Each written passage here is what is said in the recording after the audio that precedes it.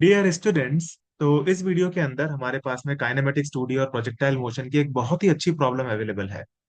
और ये जो प्रॉब्लम है ये एच सी वर्मा सोर्स से ली गई है। एच सी वर्मा में दी हुई है, एच सी वर्मा चैप्टर 3, जो कि rest and motion kinematics chapter है।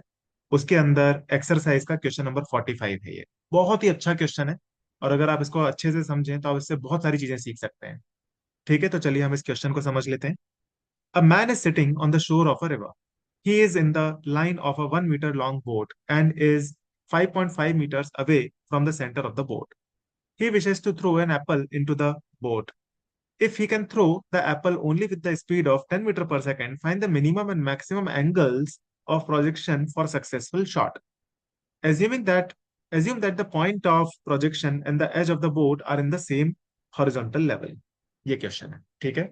तो एक बार आप खुद से ट्राई कर लीजिए क्वेश्चन को, उसके बाद में आप मेरे सॉल्यूशन से लर्न कीजिए। ये एक ऐसा क्वेश्चन है जिसमें अक्सर बच्चों को डाउट रहता है, बच्चे इसमें सोच नहीं पाते क्लियरली। तो इसको हम लोग डिटेल में डिस्कस करेंगे, तो ट्राई कर लीजिए पहले। ठीक है स्टूडेंट्स, तो मैं होप कर रहा हूँ कि आपने वीडियो को पॉज करके एक बार ट्राई कर लिया है क्वेश्चन को। अब हम इसका सॉल्यूशन देखते हैं।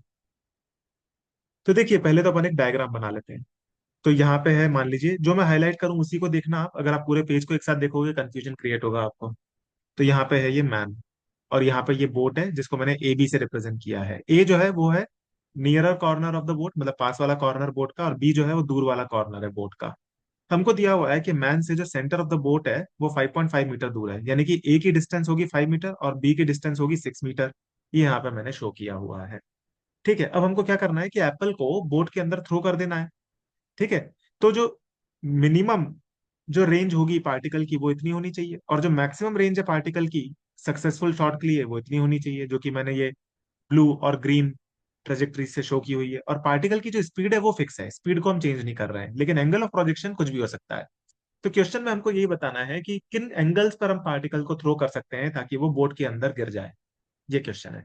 ठीक है, तो देखिए सबसे पहले तो अपन वो वाले एंगल्स निकाल लेते हैं जिसके लिए पार्टिकल पॉइंट ए तक पहुंच जाएगा बोट के।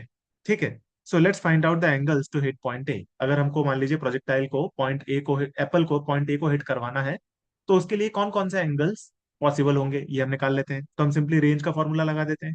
रेंज इज इक्वल टू क्या होता है, u square sine two theta upon g. तो रेंज की वैल्यू हम रख देते हैं पहले 5, और ये हो जाएगा u square sine two theta upon g. Theta की वैल्यू हम यहाँ पे ले लेते हैं, लेट से ले लेते हैं थीटा 1। अब हमको पता है कि सेम रेंज हमेशा दो एंगल के करस्पॉन्डिंग अचीव की जा सकती है, कॉम्प्लीमेंट्री एंगल्स पे रेंज सेम होती है, ये बात आपको पता है। ये मैंने भी एक वीडियो बनाया था क्रिटिकल की पॉइंट्स, उसके अंदर डिस्कस किया था, और मैं होप कर रहा हूँ आप लोग ये बात जानते होंगे। तो हमको वो दो एंगल्स मिल जाएंगे जहां पर पॉइंट ए को हिट किया जा सकेगा। वो दो एंगल्स आएंगे 15 डिग्री और 75 डिग्री। इसका क्या मतलब है कि यानी कि अगर आप 15 डिग्री के एंगल पर या फिर 75 डिग्री के एंगल पर पार्टिकल को थ्रो करोगे, जहां पे मैन है, मैन थ्रो करेगा इनिशियल वेलोसिटी ऑफ 10 मीटर पर सेकंड से, तो ये एप्पल जो है पॉइंट ए तक पहुंच जाएगा। ये इसका मतलब है। ठीक है, अब हम सिमिलरली वो वाले दो एंगल्स निकाल लेते हैं जिसके लिए पॉइंट बी को हिट किया जा सकता है, क्योंकि हमको पता है हर रेंज दो एंगल्स के करस्पॉन्डिंग अचीव की जा सकती है, कॉम्प्लीमेंट्री एंगल्स। तो यहाँ पे अब की बार हम रेंज को रख देंगे 6, और इसके लिए हम फॉर्मूला लगा देंगे u square sine two theta upon g. और यहाँ पे जो एंगल आ रहे हैं दो, उनको हमने थीटा 2 नाम दे दिया। तो ये जो दो एंगल आते हैं सॉल्व करने पे, आप सॉल्व करके देख लेना, वो आ जाते हैं 18 डिग्री और 71 डिग्री। तो हमारे पास में चार एंगल्स आ गए, यानी कि पॉइंट ए को हिट किया जा सकता है 15 डिग्री और 75 डिग्री एंगल पर। पॉइंट बी को हिट किया जा सकता है 18 डिग्री और 71 डिग्री के एंगल पर। ठीक है बच्चे, मैंने देखा है यहाँ तक तो सॉल्व कर लेते हैं, लेकिन इसके बाद में वो आंसर प्रोड्यूस नहीं कर पाते। जिस फॉर्म में आंसर देना है ये उनको समझ में नहीं आ पाता। तो अब देखिए इसको एनालाइज कैसे करेंगे। अब जो हम एनालाइज करने वाले हैं वही हमारे इस वीडियो की और इस क्वेश्चन की स्ट्रेंथ है।